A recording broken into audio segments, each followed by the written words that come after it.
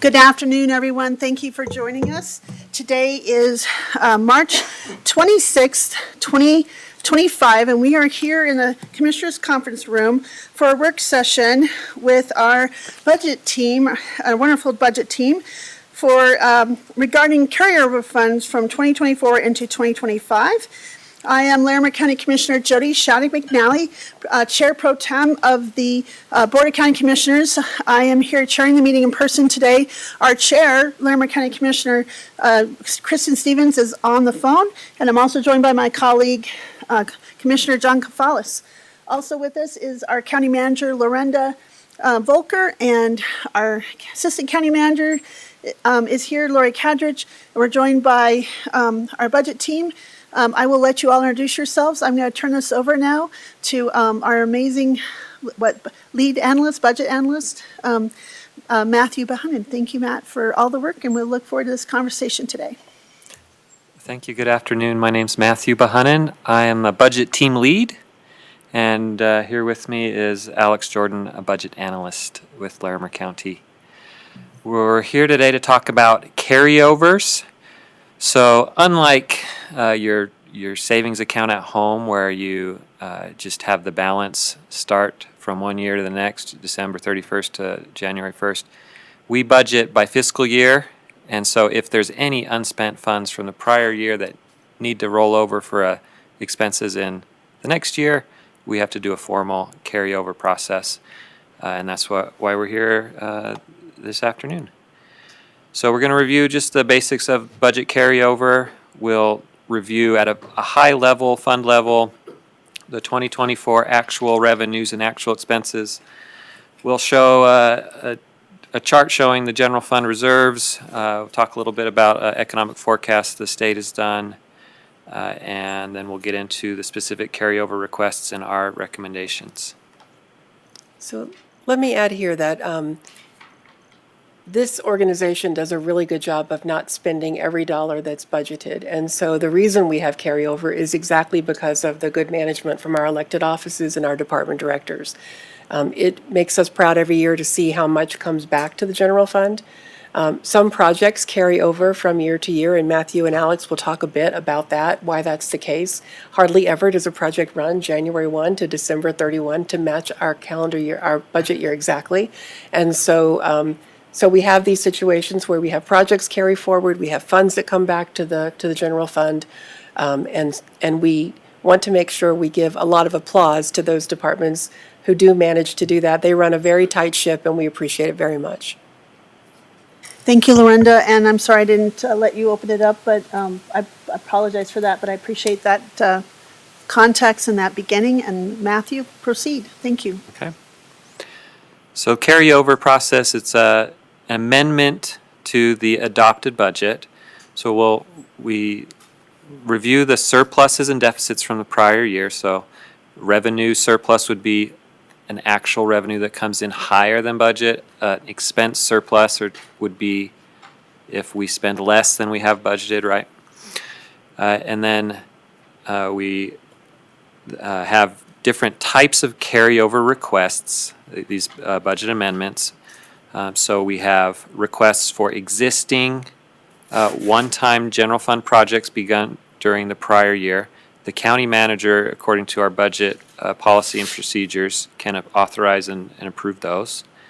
At this time, we also are able to amend the budget for new general fund projects or requests, and that would fall under your direction as county commissioners. There's also restricted funds that are obligated for legal reasons or state statutes that these specific revenues must be used on specific purposes, and those are also included in the carryover. Anything left over is added to reserves. We do budget for beginning and ending fund balances.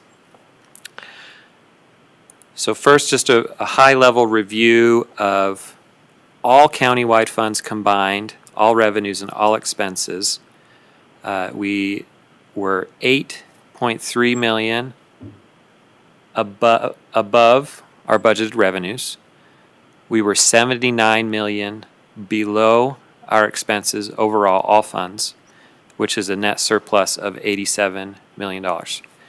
You know, and we were having these conversations about efficiency and cost savings, and you know, so you may look at that number and think that the county has, you know, $87 million left over, and that is technically accurate surplus for 2024 fiscal year. However, this is largely due to delays in the timeline of capital spending, especially within solid waste, road and bridge, unspent disaster recovery projects. So those costs are not going away. This carryover process will rebudget many of them from 2024 to 2025.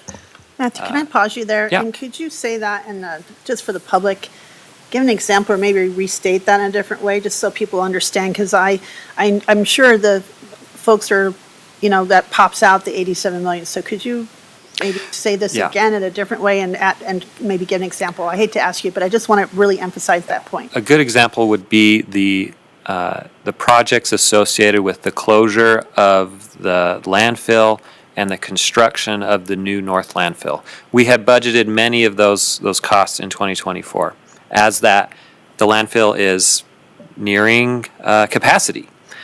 And so we always budget conservatively, as county manager mentioned. So we budgeted those costs in 2024.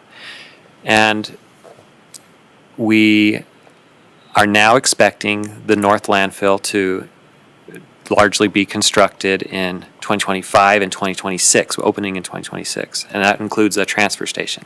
These projects are tens of millions of dollars in spending, and that's just one example. And so the 79 million is a combination of all countywide project surpluses, but the bulk of it is really the capital spending. Thank you for that. And unless my colleagues have any questions, I guess we can go ahead and proceed. Commissioner Kafalis. Thank you, Madam Chair. Just wondering if you could offer another example regarding unspent disaster recovery funds?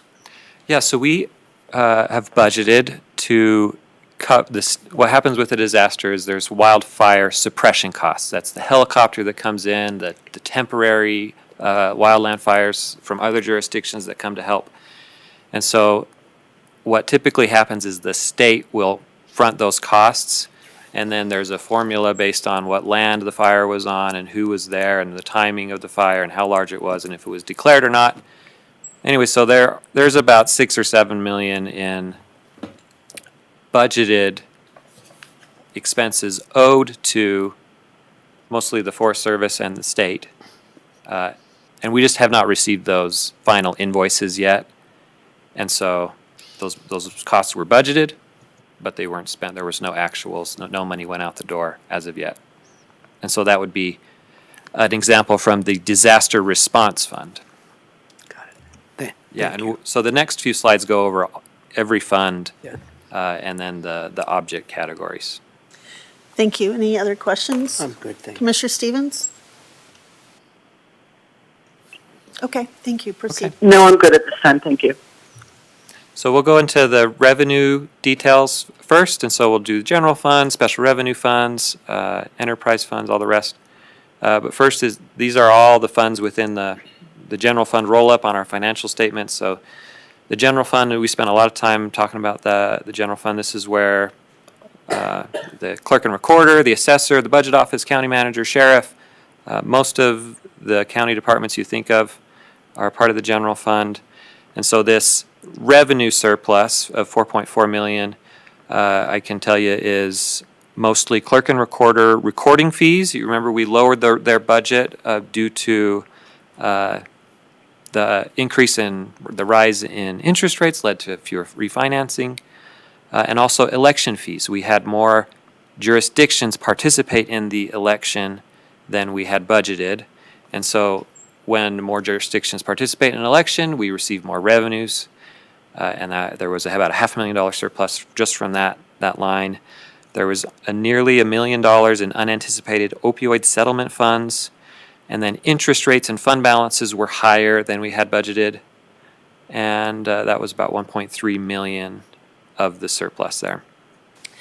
If I might, Matthew, I think that's great. You bring up the opiate abatement money. We're the fiscal agent, but that doesn't mean we get to use those funds. That goes, which we are voting on tomorrow, that goes to that non-entity entity that votes, and those go out directly to where the ROAC, Regional Opiate Abatement Council, distributes those funds to grants and to services. So that is separate, but you're right, it comes through here and it shows up, and you're right, we had some unexpected settlements that are great for the community to have those funds to deal with this crisis. So thank you, I just appreciate that example. Okay, special revenue funds. Sales tax administration, there was shortfall in sales and use taxes from '24 from what we had budgeted. It's about a 2.5% shortfall, which is this $1 million deficit. Department of Natural Resources funds, this is the Open Lands and Parks Fund. The surplus in interest allocations, and then we just hadn't budgeted a revenue related to the Heaven's Door acquisition. There was a grant that was associated with that was shared with the cost of that project, $1.5 million. Human Services, there was a change in how much state revenue was available for our county. Those are state shared revenues, or state grants. Road and Bridge, those are project reimbursements. So we had projects that weren't completed, and the revenues were associated with those projects. So that shortfall is related to those projects and will be made up in future years. And the others were minor in percentage, but happy to look up any details on the special revenue funds. Notice all of the special revenue funds start with a 2. General fund starts with 1. Other funds, solid waste fees were about on budget, but again, the interest allocations, we allocate out all the interest earnings according to fund balances, and the interest allocations for solid waste were much higher than budgeted.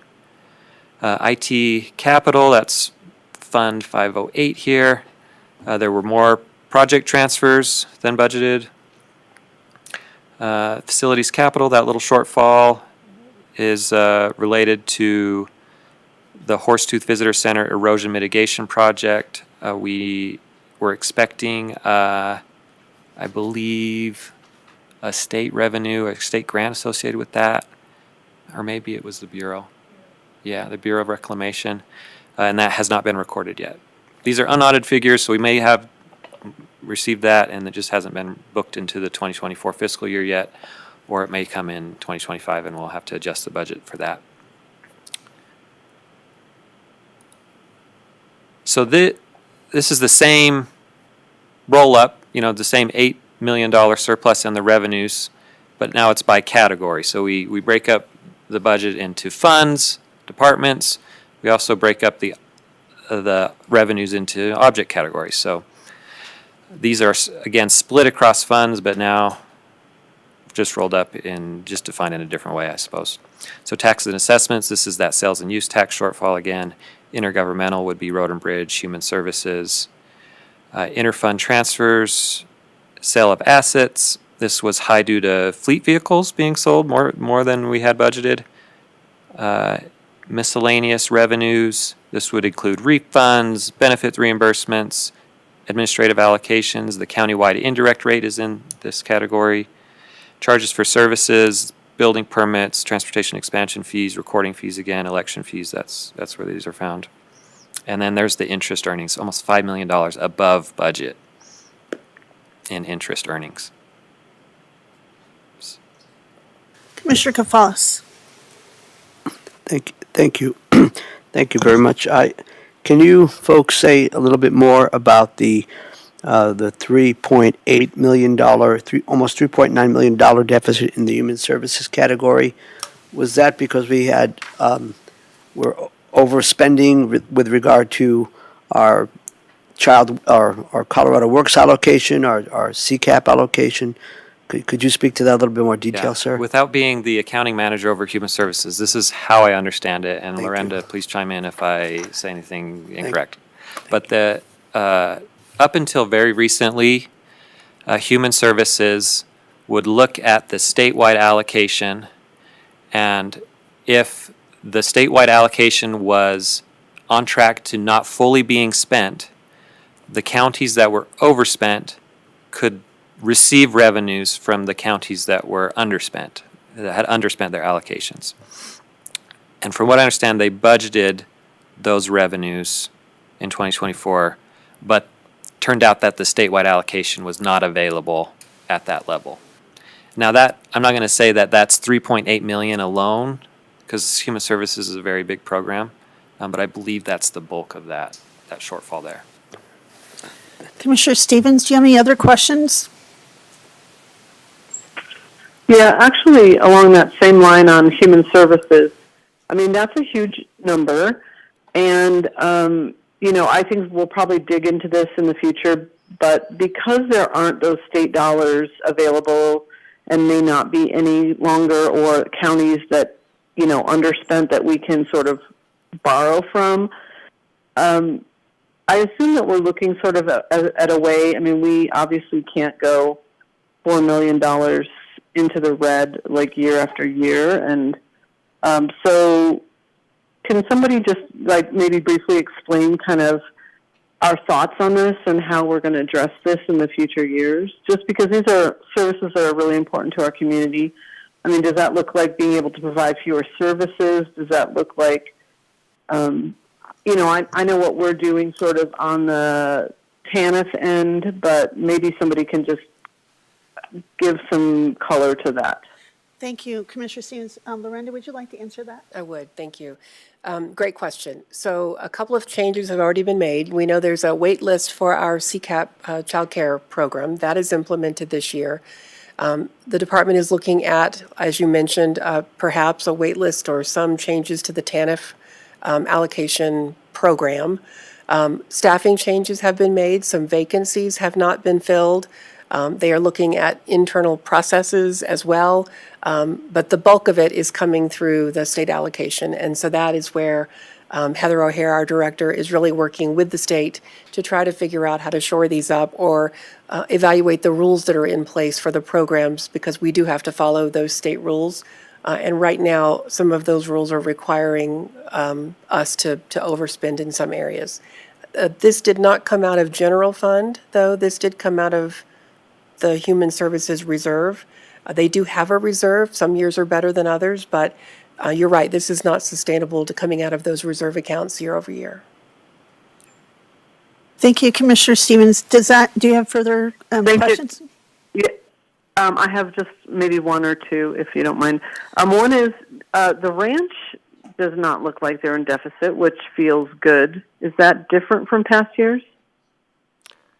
So this is the $285,000 surplus.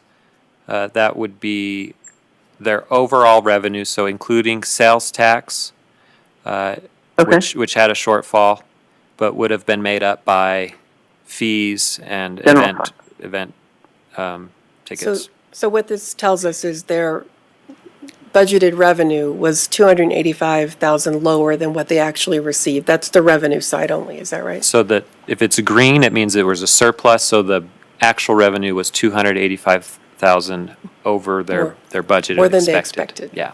Oh, sure. Okay. And it's a net, so if there's a shortfall in one category, it was made up by another. Also, this is just a look at revenues. We're going to look at expenses next. Right. So if Sure. If they were over or under on expenses, that would add to the net fund surplus or deficit. Sure. And then maybe behavioral health, since that, do we feel like any of that is being sort of resolved by some of the new things that we have in place with Summit Stone? So I think this deficit looks like it's mostly related to sales tax dropping. Yeah, I think that's Sales right. tax, yeah, okay. Yeah. That's right, okay. Thank you. Commissioner Stevens, that was my understanding as well, because I asked about that offline, so that's my understanding as well. Okay. Any other Okay. questions? I don't have any, thank you. Thank you, Matt. Commissioner Cavales, you want to make a comment?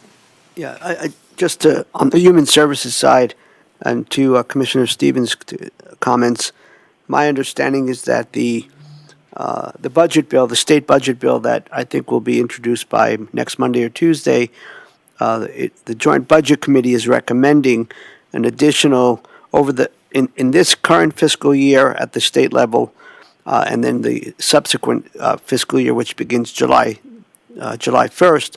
I think they're looking at an additional $25 million to go towards the CCAP program, which is the Colorado Child Care Assistance Program. And if that passes, at least that'll provide a little bit of short-term assistance with regard to revenue towards the CCAP program. That is my understanding. Thank you, Commissioner. That is my understanding as well. I know that's up from the first, originally, I think, said only, 16 or 17 million, so that was increased. Matthew, did you want to add to that? Just that I had heard from the Director of Human Services, Heather O'Hare. She's planning at the next work session to do a full briefing on the long bill. Yeah. Okay. Well, thank you. Yeah. I appreciate your flexibility to answer our questions along the way. So Yeah. let's continue. So we will move to expenses. So we'll look at it in the same way. So these are surpluses. Now it's an actual expense that is below the budgeted amount. So overall, all departments in the general fund were under budget, just over $8 million. I can tell you a few departments. Clerk and Recorder, $2 million under budget. Alternative Sentencing, $850,000. The Sheriff's Office, $1.1 million. Commissioner's Office, $1.2 million. Treasurer, $500,000. Engineering, $0.4 million. 400,000, I guess, would be a better way to say that. Then disaster contingency. These are still mostly broadband projects, and then like the fires that I had mentioned earlier, Alexander Mountain Fire, and some outstanding ARPA payments that need to go out still. Okay. Special revenue funds. These are. Let's just call out as we mentioned on the revenue sides, there's revenues that offset capital expenses. And so the $10 million you see in Fund 252 Road and Bridge and 255 Transportation Expansion, those are capital projects. And then the transfers from, one account to another, that's also a budgeted expense. So there's, $10 million in projects there. Similar story at the ranch, $5 million in master plan projects. And then so you see human services going back to this one, 4.6 underspent. And so the shortfall in revenue is offset by the surplus and the savings in expenses. If they see that the revenues are not coming in, they adjust mid-year appropriately. Any questions about that? I think that's a really important point. They do make adjustments throughout the year, so we're all following budgets throughout the year and seeing how our spending is going, and where possible, making those adjustments, leaving positions vacant, helping to reduce expenses, so that at the end of the year, they end up as close to underspent as possible. And in this case, they were successful. I think that's a great point to make. And then with the transportation and expansion, that is, goes into, like you said, the transfer of the funds to this account for projects that are probably still being under construction Still on and going schedule. into still on schedule, but have not been fully, they haven't fully paid those off. So that's sitting there for those projects. Right. I just feel like sometimes we have to reinforce that for folks to understand this is, okay. Yeah. Thank you. Commissioner Stevens, just want to check again? I'm good, thank you. Okay. Okay, there's our other funds. So our enterprise funds, 300 solid waste, there's that 25, almost $26 million. Bulk of that is related to landfill closure and the new North landfill activities, projects, transfer station. Then I'll call out a few others. Fleet, this would be delays in vehicle purchases. So we would maybe order a vehicle, but it hasn't arrived yet, it's not delivered, the expense doesn't go out the door yet. Similar with some of these other capital funds. If it starts with a 5, it would be a capital fund, so IT capital, facilities capital, equipment replacement capital. So those would be on our schedule. We have this equipment that's maybe it's elections equipment, sheriff's office equipment, needs to be replaced. We budget for it, but you go talk to whoever's using the equipment and they say it's fine for another year. Let's just hold on that. So there's budgeted savings in those capital funds.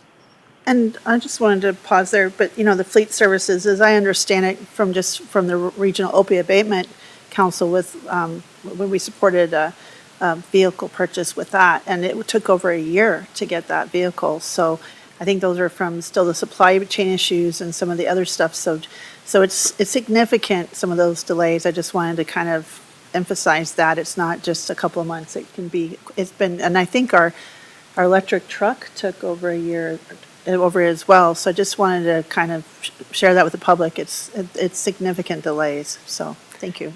And we do ask departments to budget more than they think they're going to spend. That's conservative budgeting.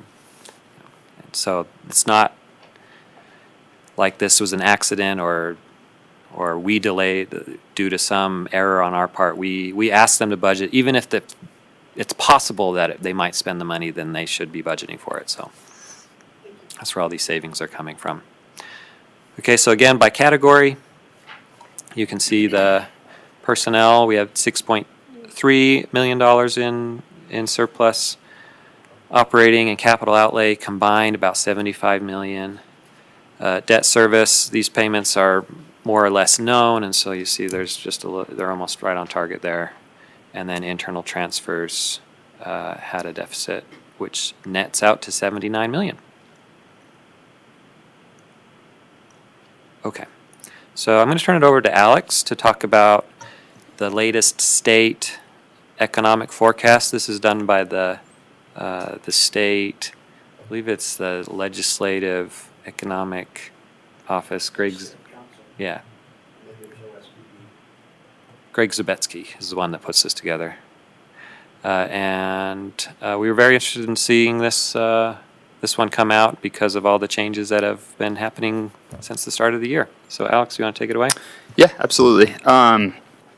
So we always give you the nice little icon there to indicate the forecast, and things are maybe a little bit cloudier right now than in the past. The state is or has increased the recession risk in their forecast. Important to note that they're not anticipating a recession at this time, but due to uncertainty with tariffs and some other policy changes at the federal level, the risk is a little bit higher right now. They are expecting interest rates to remain elevated, and with that, inflation, which is still above the Federal Reserve's 2% target. It was 2.8% at the most recent mark.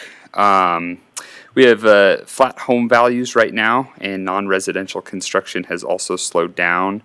Unemployment, while still low, is up to 4.7%. 4.1% is the national average right now, so we're a little bit higher above that. And then uncertainty in trade policy poses a risk to sales tax growth. Consumer sentiment is down, and if inflation continues to rise or stays high with trade policy, we could expect some spending to slow down on that front.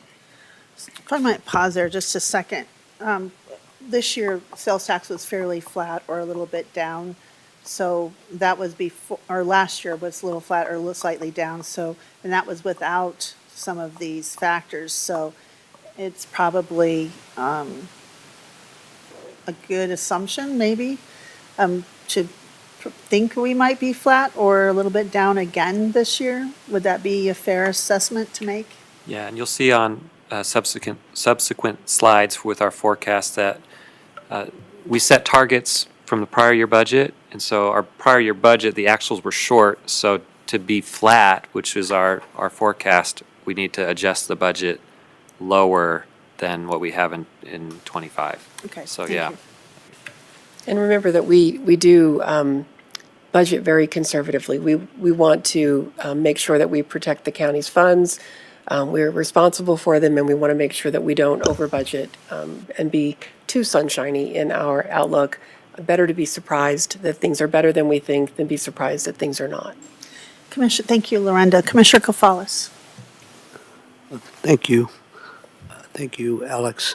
I'm wondering, as part of the March 2025 state forecast highlights, have we been able to analyze the $1.16 billion in budget shortfall? Is that something that you do to look at where those cuts might happen and how they might affect the county? Because I think that's the latest budget shortfall, somewhere around there. Yeah, we're watching for the long bill to be final. But in the meantime, we have been analyzing which programs are at most risk and have the most at stake with state funding and federal. May I follow up real quick? And of course, you'll share those analyses, that information with us at the appropriate time. Right. And maybe one other thing, mostly for the sake of, again, the thousands of people that are listening to this work session, could you quickly explain the difference between the county fiscal year and the state fiscal year and how those two intersect? Yeah, I can take that, absolutely.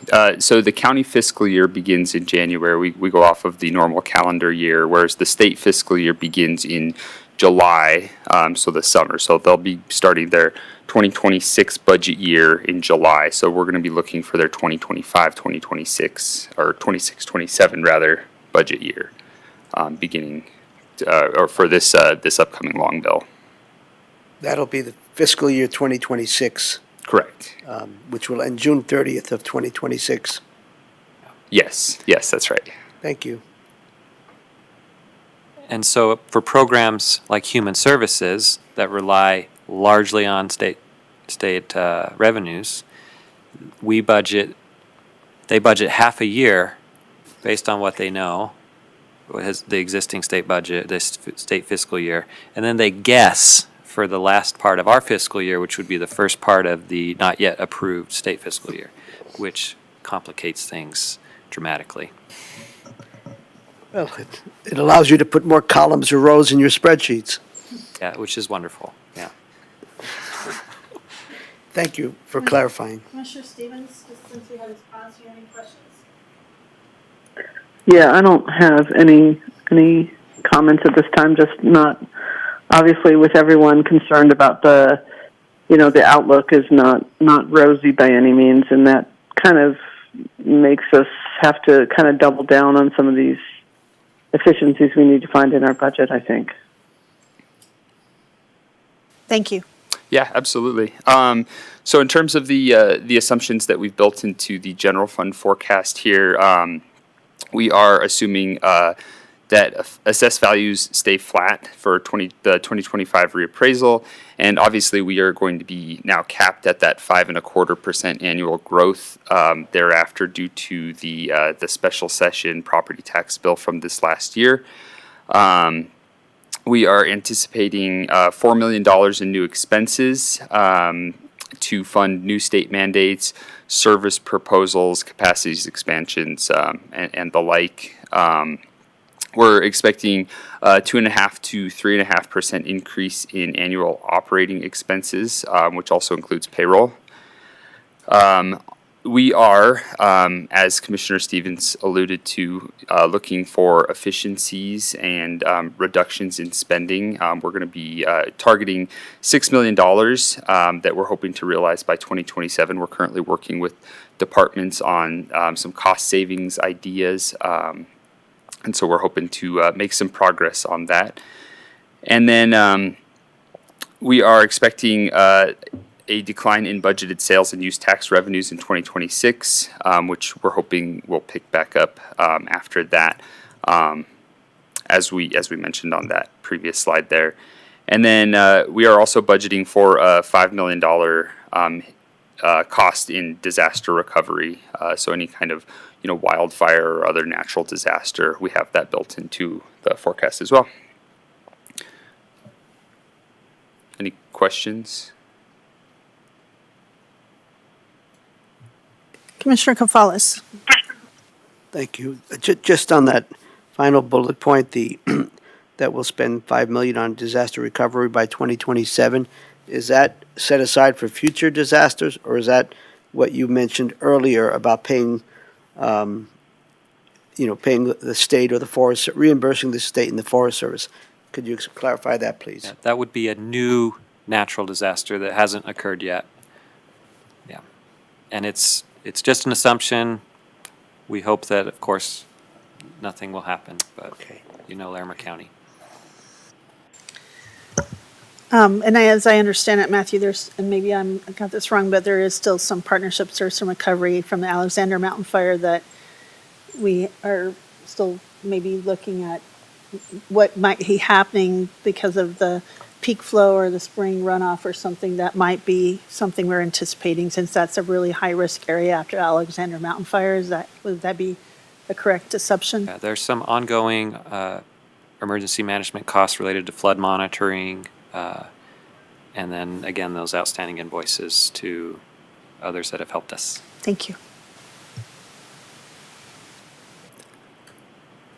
And then a note on some things that are not in the forecast. Those would include the road and bridge capital expansion, the expansion of the Justice Center, backfilling cuts to state and federal programs, a recession, as we mentioned earlier, the assessor building permit backlog, and then any new revenues. So, let me speak quickly to the assessor permit backlog. So one of the projects that the assessor's office has undertaken, as you might recall, is adding temporary staff to their staff to go out and look at all the permitting done through our community development department and update that value in our system. They have not been able to keep up with that. There have been some changes that they've been going through, and so they will start addressing that backlog while picking up all new permits and constructions along the way. It's a fairness issue for them so that neighbors see that their neighbors' new garage or new addition to their home is part of the square footage, and everyone is being assessed based on the same criteria. Thank you for that. That was one of my questions, so I appreciate you answering that. Also, backfilling cuts to state and federal programs, I'm assuming, knowing what we've been working on the last few months all together at a state and federal level, this is a very broad and wide category that which is millions of dollars. Would that be a fair statement? Right. So, as Commissioner Kafalis mentioned, the state is facing over $1 billion in shortfall. We assume that county programs could be impacted or considered. We'll wait and see what the long bill says. But our forecast on the general fund doesn't suppose that if there's a cut to a state or federally funded program that we would pick up the slack. Other than, the $4 million budgeted for all service proposals countywide, which of course could go to anything that you direct, and that's based on an average of prior years. So the process would be that those decisions would come to you if there's a choice to be made. Do we reduce the program? Do we not do the program? Do we support the program? And at what level? So those would all be things we would bring to you as we learn about them from the long bill. Thank you. Okay. All right. And we love to show the 10-year forecasted Larimer County General Fund reserves. So we're here up above $75 million if we include both the disaster contingency fund and the general fund. And so then if we include all the assumptions that we mentioned on the previous slides, including flat growth or no growth in property values for this next reappraisal, decline in sales tax revenue, the savings, including the $6 million in cost savings, and then the $4 million in new service proposals or mandates from the state, we would be in a structural deficit where expenses would be under revenues in the general fund, until the TIF districts expire, so the tax increment financing districts, this would be Timnath and the Centeras districts. Those revenues that are currently being diverted to those districts would return to Larimer County and bring us back to more of a sustainable picture, and we could build reserves again.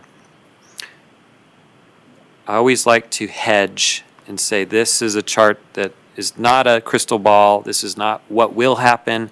It's what could happen under all the things we are assuming, including not a recession, those exact service proposals, which we know could be whatever they come in at.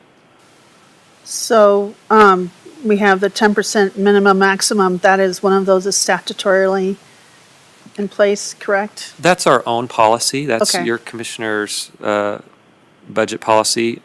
The 3 months or 2 months of spending is 17.5% or so of your annual budget, and so that's what would be recommended by GFOA to maintain a AAA bond rating. Depends on how volatile your revenues are. Property taxes are pretty, stable. Sales taxes are more volatile, and so as we look at what we have control over and what we don't, that's sort of the policy we want to be in between 10% and 20%. And before, this is again just a projection, so our forecasted future, there are levers or processes before then that we would certainly, are actively watching and proactively looking to intervene before that, so. Yeah. Okay. We talk about downside risks, a recession, disasters, the upside risks. We clear out the backlog of permitted additions and bathroom remodels. Maybe the appraised value comes in higher than we're expecting. All those things could make the forecast different, but we're pretty below. The expenses are higher than the revenues right now, to the extent that we are looking actively for cost savings, doing what we can to increase efficiency, and we are seeking that $6 million under current assumptions. Thank you. Lorinda, I know you want to add to I that. do. Yeah, thank you. So what this picture shows you isn't what will happen. It's what could happen using the assumptions that were listed. And so one of those assumptions was $4 million in service proposals. We might say we can't afford that. We won't do that. And so there are plenty of things like that that don't have to be all or nothing along the way. We'll watch year over year to make sure that we stay above the line. And I just remind you that both green lines are your reserve. You all have decided to set aside mentally and in a picture here something for disaster recovery. It is all part of your general fund. You have just said, we'd like to make sure we maintain that for that purpose because we know disasters are expensive. FEMA is a reimbursement program, and so we need to be able to front those dollars to set the community back into the place we'd like for it to be. But we have staffing costs, we have insurance costs, we have service proposals, we could do more service reductions. There are lots of ways to keep from dipping below the yellow line, but we wanted to show you if we follow the assumptions we think are pretty reasonable, this is what it looks like, and then we'll adjust as the years go forward. We have an amazing team that follows all the state reports and understands what the state is up to. We bring tough decisions to you all, and you're willing to make those. We appreciate that. When the state funding changes, we will allow you to weigh those and provide direction to us so that we have a budget and a system that is aligned with your policy direction. Thank you for that. Commissioner Stevens, just want to pause again to see if you have anything else you want to ask or add? Yeah, I appreciate that. Thank you, Madam Chair. What I want to kind of talk about is maybe just some of the work we're doing behind the scenes with some of our advocacy groups like CCI and CCAT is that, we're really trying to impress upon the state legislature what unfunded mandates do and some counties are really even going towards, we can no longer afford to do this. can some of these bills be paused? Can we repeal them? You know, what does it look like with limited funds to really start kind of thinking in those terms? And so I guess I would say that those are continuing discussions that are happening, but I think they're really important to discuss because, you know, when we talk about $4 million, and I don't know what the bulk of that $4 million is that programs that were voted on in the past that are sort of ongoing expenses, or those kind of new legislation that's happened in the past year or so that goes into place next year that we're concerned about. But I do think those conversations with the state legislature, to be really frank about the kind of financial situation we're in, where we just can't afford anything new, but we might not even be able to afford some of those past unfunded mandates. Thank you, Commissioner Stevens. I agree with you. We have been having that discussion almost weekly in CCAT for sure. So appreciate you bringing that up. Did you have anything else you wanted to add? No, I just wanted to build awareness around that with the staff and people who are listening in the community to say that, you know, $4 million in extra expenses that are probably great state programs, but just really maybe can't be implemented at this time, is something that is also, I guess, another way we can work, besides creating efficiencies in our own organization, is looking to the state for some relief in these areas. Thank you. Okay, I guess we'll keep going. Thank you. Okay, now we're getting to what we came here for, all the carryover requests. Again, we have the three types: new general fund requests, existing projects, and then those restricted accounts, restricted funds. And then the authority has been delegated to the county manager for existing projects and restricted accounts, but we are here to get direction on new general fund requests. And then we have the amounts that were requested, 4.8 total, and then the amounts that we are recommending be funded through the general fund. So let's jump right into it. We'll start with new requests. So we need commissioner direction. 2 requests from the commissioner's office. This would be, the first one would be a public affairs, mile markers and momentum. Communications costs $105,000. I believe you received a presentation on this from Michelle or her team. This is related to the strategic plan, and there is an existing budget for these types of things, and we would recommend using that for this project. So the strategic plan budget, I'll remind you, we put a little bit in each year, knowing that in the first years of a strategic plan, there's very little need, but we build it up over time so that we can implement a project down the road, because the strategic plan is 5 years long. So this would come out of that bucket, which is why it reflects as the commissioner's office. The strategic plan is your strategic plan, and that's where that funding sits. The second project is a access door system upgrade. This would modernize our, the fob on the doors when you fob into a building, and this upgrade is needed. We would recommend, however, using facilities capital fund reserves. So these would be the funds left over from facilities projects like the elections remodel, the fleet campus, and also the interest generated on the fund balance in that capital fund.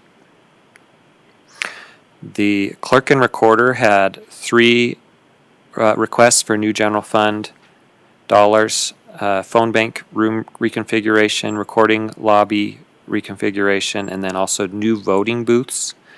And just to the nature, going back to the forecast and the need to look for cost savings and efficiencies, we would recommend considering these during the 2026 budget process, and have also facilities work to fine-tune the requests to be more specific about the exact dollar amounts needed. Okay. Extension has a request for a new natural resources coordinator to work on the water master plan. They've requested $150,000 in 2026 through 2028. This year, their plan would be to use repurposed dollars from a savings from another program. And again, we would recommend holding off on funding that request until 2026, where it can be evaluated with all the other requests. Commissioner Gonzalez. Thank you, Madam Chair. Just a little bit,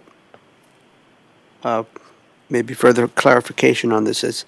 As we've discussed with the extension folks in our Ag Advisory Board, I think this position is also related to the need for having someone, and we have some creative ideas for looking at that, and you spoke to some of that, Matthew, but someone who can interface with the ag community, both on the community development side, building codes, land use codes, to try to be a one-stop shop perhaps to help people navigate all these processes. And my understanding was that there were some repurposed funds, as you indicated, but that we're going to kind of step back and have this as part of our 2026 budget process to make sure we have a stronger proposal and that we can figure out a way how to sustain this, certainly, perhaps for the next 3 years.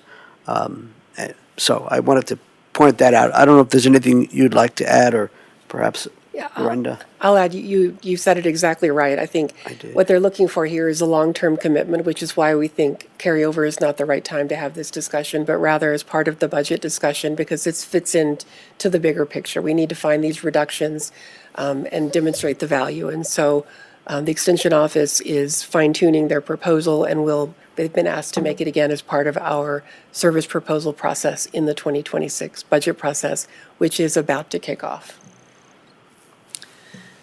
You want to, it looks like Lori. Lori Cadridge looks like she'd like to add into this, and then I'll see if Commissioner Stevens has any, since we're paused, any comments or questions. Sorry, Commissioners, I just wanted to add that there were funds available in this budget year that were repurposed to work on the water plan and some other projects. So it's not as if nothing will happen for the next year, but that a longer-term request won't be approved as part of this carryover process. One more final. Sure, Commissioner Gonzalez. So thank you very much, Lori, for that further clarification. So as part of the 2026 budget process, if ultimately we come up with a solid proposal and we agree to it, this would not take place until next year. Any type of repurposed position that is helping with ag issues and that sort of thing. Their request was only for 26 through 2028. Right. So the current year, 2025, we're in, they could repurpose those dollars. I think the reason they put in the request was for that surety. They can hire a person and say this is funded for multiple years into the future. I'm not sure if they would move forward if this isn't funded or what they would do, but they do have the funds in the current year repurposed. Okay, that's helpful. Yeah. Thank you, colleagues. Lorenda, would you like to add to that? Yeah, I think I'll say that's exactly right. I think it's really hard to recruit someone when you don't have a long-term plan for how you're going to fund the position. They could recruit a limited term or a temporary position to do this work now. They may not be successful. They might decide to give it a try. They do have funding to do that through this fiscal year. We don't know future fiscal years, and so that would be something they want to make sure the applicants understand. Commissioner Stevens, any questions or anything you'd like to add? No, we can keep going. Thank you. Let's keep Okay. continue. Thank you. This next request is from facilities. We have 2 vacant spaces that they would normally receive internal charges for rent. This is the Vine Street building, which has minor utility costs, and also the Road and Bridge Administration space, which we lease. We've ended the lease because they've moved to the new Fleet campus. But there's still costs we still have to pay through the end of the lease. But Road and Bridge, because they're not occupying the space, they're not paying into the facilities fund, this would cover those vacant building costs, essentially. This next one, Health and Environment, it's an air quality item. It's related to commercial landscape equipment electrification. I think we had a pilot project last year that was funded and successful. We didn't have a recommendation on this one. We know it's a priority from the commissioners. We wanted to kind of hear your feedback and your thoughts on funding additional commercial landscape equipment. Thanks, Matthew. Commissioner Stevens, remind me, I think we ended spending that money in 2 weeks with last year because it was so successful. And it was just a little bit less money than this. So certainly, I think it's great to have that successful program, but also I don't know what the feedback or how that worked out where we said, hey, we had this program, but it was already spent in 2 weeks. So I know this was a slight increase, but I'm still wondering. Commissioner Stevens and then Commissioner Falls, but I'll start with Commissioner Stevens. Would you like to add or comment on anything before I kind of give my thoughts on whether we do this or not? Yeah, I mean, it may not be bad to have information again, just to remind us like how quickly those funds were spent out. I think it's a great program, and we get a lot of bang for our buck because a surprising amount of ground level ozone emissions come from landscaping equipment, and they're very they're not fuel efficient like a car would be. They don't have those kind of emissions controls like a car would have, and so that's why they're primarily used in the summer. So I think that's pretty good bang for our buck as far as cleaning up our air quality. But maybe, if people want a little more information, I think there were a number of people sort of on a waiting list and maybe looking for us to open it again. So maybe just some additional information might help us make a decision here from Tom or somebody at the health department. Thank you. I do pretty sure that it was 2 weeks and we had a waiting list, but I'm going to ask Lorenda real quick and then I'll go to Commissioner Kafalis. So you're right. These went very quickly. I think the first 2 or 3 weeks, these were gone. A waiting list was created. The reason we don't have a recommendation is because this isn't an ongoing program, but it is a policy issue whether or not you want to participate in this program again in this way.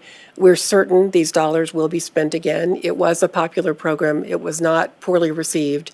They understood there were limited funds, but I didn't feel comfortable making a policy level decision about continuing, nor making a policy level decision not to continue. That's your area, not mine.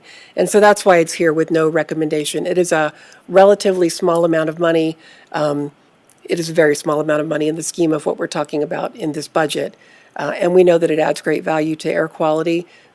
We just wanted to leave this particular one in your hands to talk about and give us direction on. Thank you, Lorenda. And I certainly, those patient people waiting patiently on the waiting list, and might be just enough there to take care of them. But Commissioner Kafalis, what would you like to add? Thank you. So I think additional information would be helpful, as was mentioned earlier from Commissioner Stevens. I'd also like to know more about discussions around how do we build some level of, increasing the dollar amounts, because they do go really quickly, and some sustainability cost sharing. So I know that, and Commissioner Stevens knows this very well.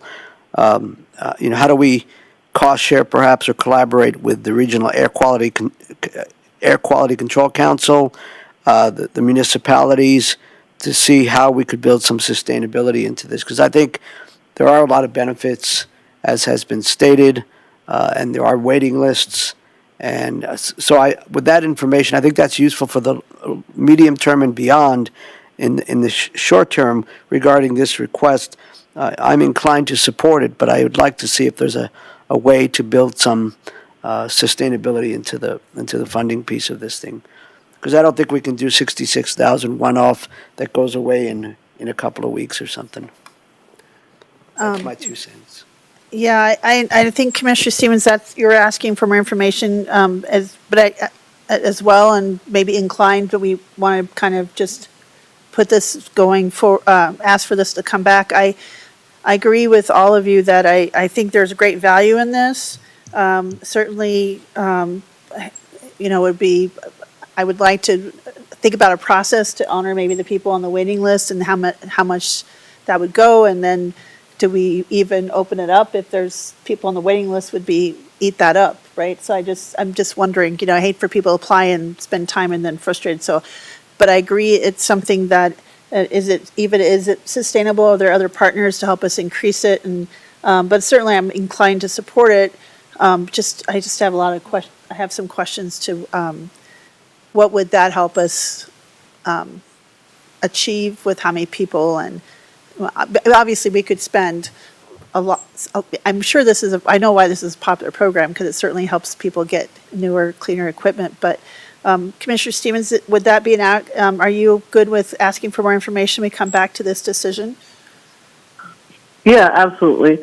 And I just wanted to add that, this is really great for a lot of people who run these businesses or work in the landscaping trade, are having to also breathe those fumes even more immediately than others. And so, this is just a good kind of equity practice, and it just seems like I would just say that there's other benefits besides clean air. There's the noise factor that goes down for both residents and people who are operating the equipment and stuff like that. So, but yeah, I think more information would be really helpful to be able to say, is 66 the right amount? Do we open it to everyone? Do we just, fulfill the needs of the people on the waiting list?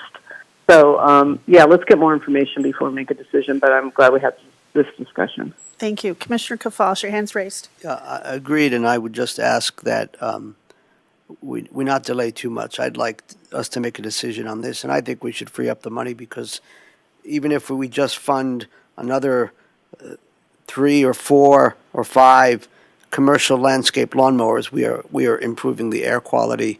And so I'm hoping we can get the information we need to make a decision before we get into the summertime, when we're more likely to see air quality alerts. And so I just want to put that out there. So I had Alex look at the description, and it's the 66,000 would support the original backlog of 10 commercial landscapers that did not receive. It would?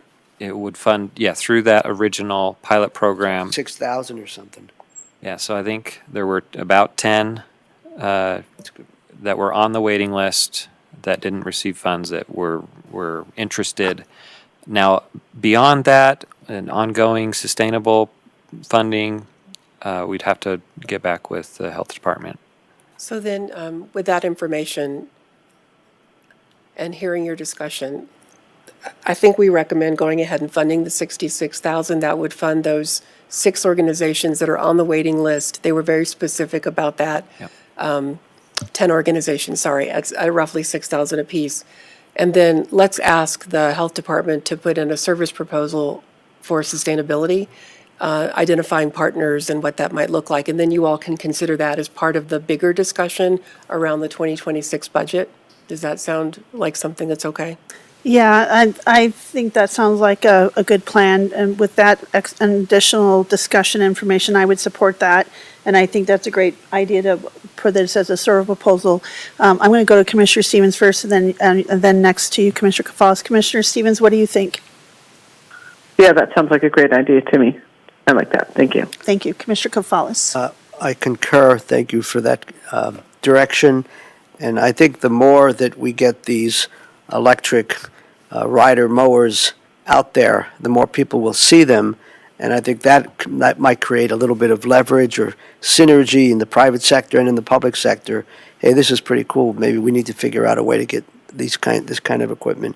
And again, ideally, we want to in my view, get the money out before the bad air days start piling on. Thank you. I agree. Yes. Thanks, Madam Chair. Okay, thanks. Let's proceed. Okay. The next one is landlord engagement incentives from the Housing Stability Office. This is a request of $60,000.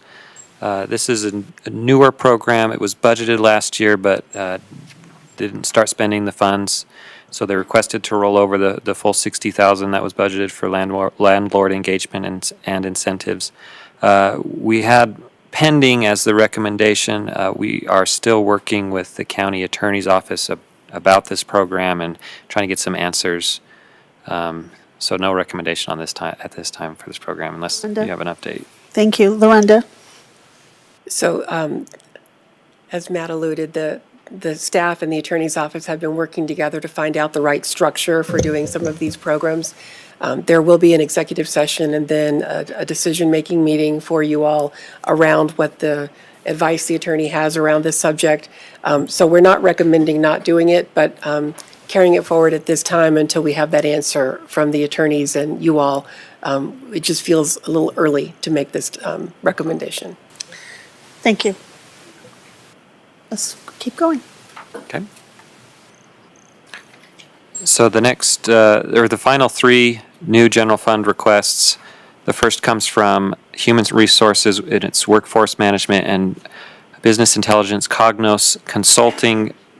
You may or may not be aware that HR put in new timekeeping software. It has a new capacity with data and reporting. They're requesting additional $30,000 to continue the implementation of that. They're also requesting additional data around compensation, specifically private sector jobs, the salary ranges and pay data to help with their recommendations around compensation. And we would recommend that they use their existing general fund budget and then come back in the fall when we go through the 26 budget process. If they find that they're forecasting to be short of their budget, we can amend it at that time. Okay, the third and final new general fund request would be from the Sheriff's Office, the initial fire attack module revenue. They're requesting to carry that forward, $159,707 for, this is mitigation work to help prevent and protect structures from wildland fires. We are recommending that be funded with the 25 carryover. Okay. Keep going. This is existing project carryover, so these are under the authority of the county manager to approve.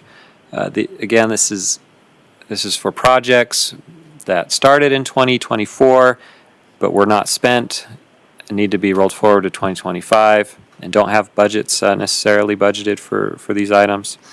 Start with the assessor's office. They had a vehicle purchase order and some appraiser hardware, total $46,380, which we recommend. The commissioner's office, our office, requested a grant management project, EnviroScreen, $175,000. Community Justice Alternatives requested funds be rolled over for stand-up desks that were ordered in 2024, were not yet delivered. And the clerk and recorder has an ongoing vehicle licensing lobby management system implementation that they're requesting. And we would recommend all of those. Commissioner Kofalos? Thank you. Just regarding the grant management project, the EnviroScreen, my suggestion would be to maybe if you haven't touched base with Heidi recently, we were discussing the EnviroScreen earlier today with the ESAB planning meeting, and there's some question, I think, if I understood correctly, around the state and continuing that. And I'm not exactly sure what this contract entails, but it might be prudent to follow up with her and see what she thinks about this in light of perhaps recent things that may be happening with that. Okay, we'll check in. It's just my thought. Yeah. Commissioner Stevens, since we're paused, do you have any questions or comments? Yeah, I think that we should maybe think about the EnviroScreen. I know that at the MPO level, we may not be using it as much and as we would have in the past, for example, because of the new administration's kind of regulations that have been put into place around equity. And so, I agree with Commissioner Kofalos that we might want to revisit that. We will circle back with Heidi on that. These requests were put in before some of the recent executive orders have come out. And so I think we may be under a 2-year contract with this, but I'm not sure. We'll have to follow up with Heidi. If this number doesn't need to be carried forward, we certainly won't do it. We'll only do what we're required to do. Thank you. Let's proceed. So then we have a few requests from our Community Development Department and our Engineering Department. So the first would be, again, an outstanding furniture expense for $11,578. Their second request is related to the lighting code update implementation. And from what we understand, that will not occur until 2026. And so we would recommend that those dollars be requested through the 26 budget process. That was one of the changes you all made in the work plan for community development. So they had the long list of things that they recommended, and they asked if that piece could be delayed until 2026. And that's to help with the consultant too, to help them with implementation and In all of it. education, yes. Okay, thank you. So then the 5 engineering requests: transportation master plan, infrastructure funding for communication and consulting, roadway safety action plan, development and floodplain review consulting support, and finally shifting the funded originally through ARPA I-Care flood warning request to the general fund from the disaster response fund. And we would recommend funding each of those at the dollar amounts indicated. May I ask a clarifying question there? Is this I-Care flood warning, will that be an annual expense going forward? It will be, and I'm not sure how many years it goes forward. Lori, do you recall? It's a 3-year project. Okay. The first year was funded in ARPA to get it going. Now we're in year 2, and that's this 518. So there will be one more year, and we'll build that into the target for 2026. So you'll see that at the target setting work session in May. But then it'll be done. Okay, any other questions? Commissioner Gonzalez? Thank you. Regarding the second item, infrastructure funding, communication consulting, the $96,000, is that for education and awareness per recent work session discussions? Yes, I believe that one is. I think that's related to the work we're doing surveying around the transportation sales tax and, through the consultant Magellan and their subcontractor public alignment group. Follow up, and this would also, some of these funds would, or for services already provided, but also moving forward in the next couple of months? Yeah, this is one of those contracts that bridged the fiscal year, and so we have a scope of work for them. They responded to, and they'll be providing that work throughout the next couple of months. But we still have to make a final decision regarding the next phase of this Yes, proposed strategy regarding the transportation funding. right, that's correct. Yes, you all gave direction yesterday to continue to pursue the ideas and look at a scope of work. What could education look like? What might that message be based on the surveying data? So we'll have that conversation. Yes. Okay, thanks, Madam Chair, sorry. Commissioner Stevens, just want to give you the opportunity in case you had something you wanted to add or ask. No, I'm fine with everything that's been proposed so far, and I'm ready to keep moving on. Thank you, Madam Chair. Let's keep moving. Thank you. Okay, now we're on to human resources. They have 3 requests: compensation audit, Power DMS policy management software system, and then a NeoGov invoice audit has shown that there was a unpaid amount from prior year. So we would recommend funding each of these. Just a note on the Power DMS. This is a county-wide software system. It's really managed by Julie Glasgow, the privacy manager. And so we would recommend moving that budget to her office and then code the expenses there, so it wouldn't be a human resources expense. Then the final 3, 2 non-departmental. This is what we referred to a little bit earlier, the ongoing strategic plan projects. This is builds up usually in the first few years and then is spent down in the final years of the 5-year strategic plan. The ongoing IT steering committee projects, this is to fund the projects we've committed to and are ongoing. for software upgrades and improvements. And then in risk, ongoing Americans with Disability Act projects. These are facility improvements. Maybe you've seen some of the signs being lowered around this building. That would be one of those types of projects to improve our accessibility around our physical buildings. And that's these 6. Okay.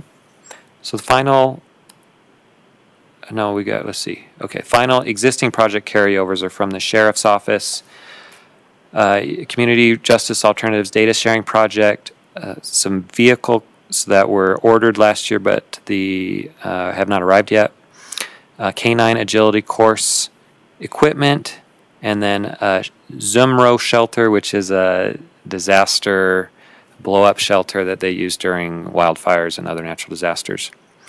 Now you see the recommended amount is less than what has been requested, and that is due to the total amount that they have available from 2024 is less than the total amount that they've requested to carry over.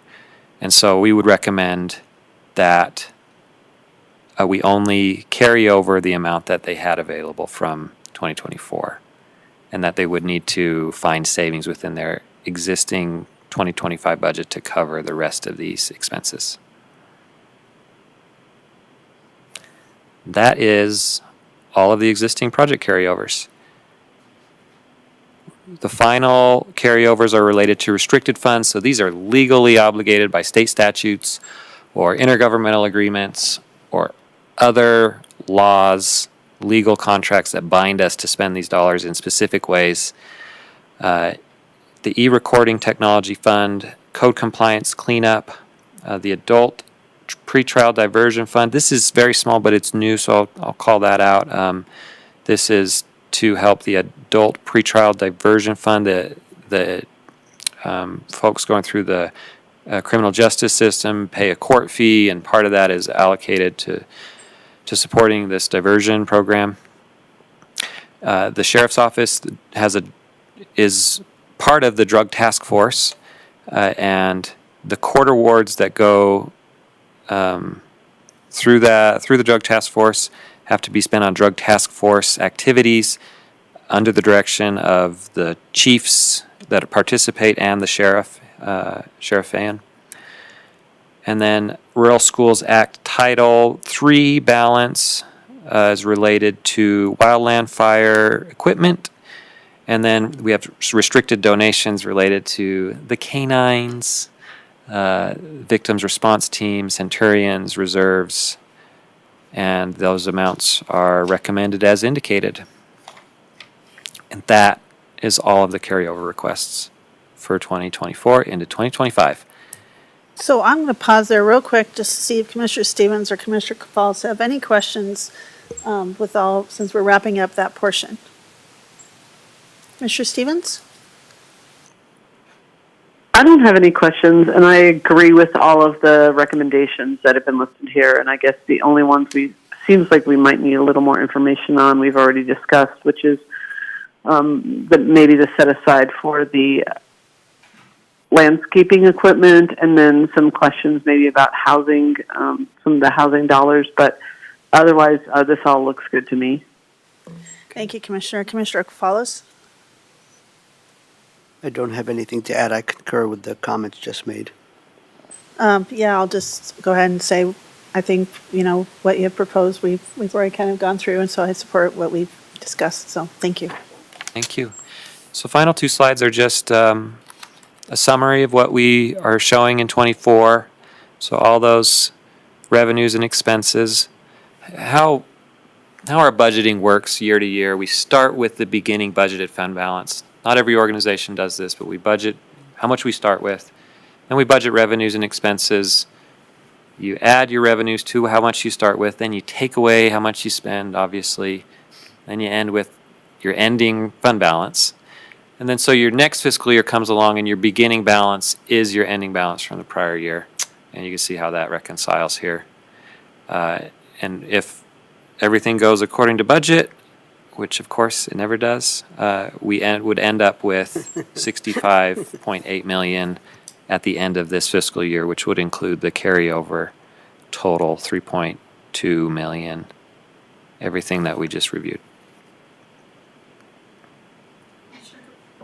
Yeah, thank you. Commissioner Kefales. So how much are we gonna put in the piggy bank, did you say, in the reserve? So, Whatever we don't carry, yeah, what's gonna go in the reserve? so from 2024, we're going to have about 75 million in general fund reserves.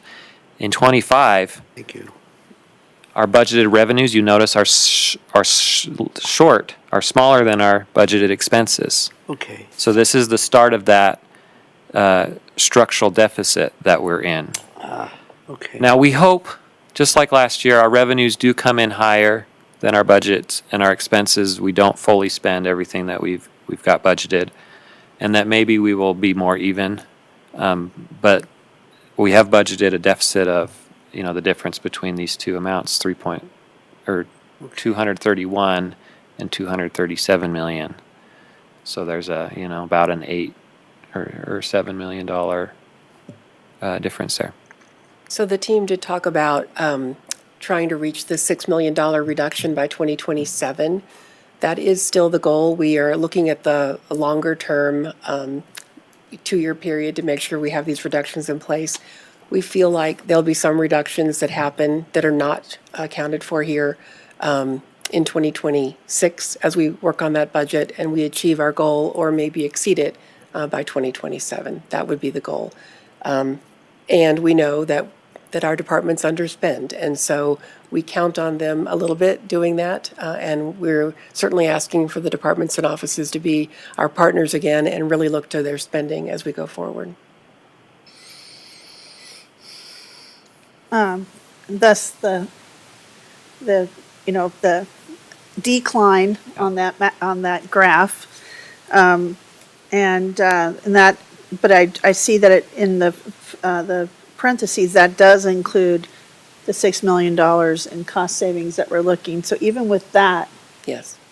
I think I want to emphasize that even with those cost savings, we're still looking at this structural deficit, which is out of our control at this point with some of the things that were instituted with the special session and some of the mandates. So this is the structural deficit that we're kind of been handed. Would that be a correct statement, a fair statement? Exactly right, yeah. Okay. Commissioner Stevens, you want to add to that? Gosh, I mean, thank you for the presentation. I just want to say I think that there's a lot of work to do here, and so I appreciate all the departments and our budgeting staff who've been already digging into this work. And as I said, we'll do the work at the state level that we need to do.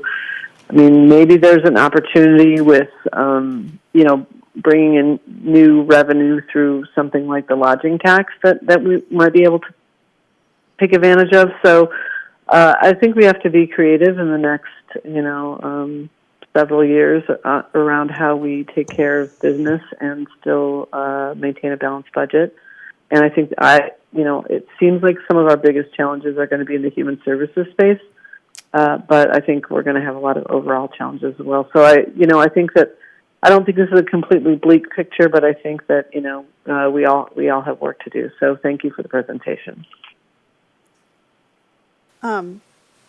So I just wanted, before I go to Commissioner Kefales' comments, just see if Matthew had anything else to add, or Lorenda, and then we can make our follow comments. We just want to thank every department and elected office for monitoring their budget, monitoring their revenues, working with us. I want to thank Alex for helping them with their reports and their getting the right people, the right budgets to be able to track those expenses. This is a lot of money, it's hundreds of millions of dollars countywide, and no individual can keep an eye on any of this. But we do have good leadership. We're strong culture, not spending what we, like not having a use it or lose it culture.